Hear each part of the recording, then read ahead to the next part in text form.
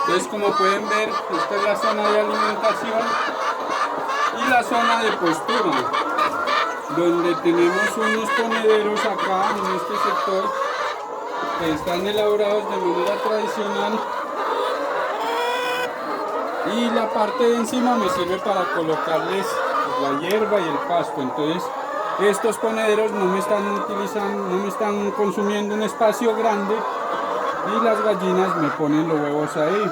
Como pueden ver, tiene una gran capa de cisco, o siempre le mantengo cisco para que no se me ensucien mucho los huevos.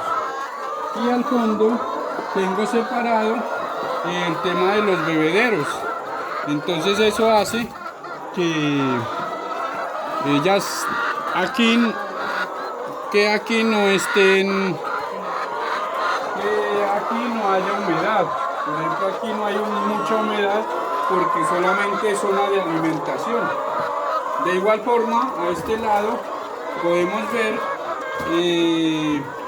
donde vemos banano y plátano que guardamos nosotros para darles a ellas adicional al cuido que se les da.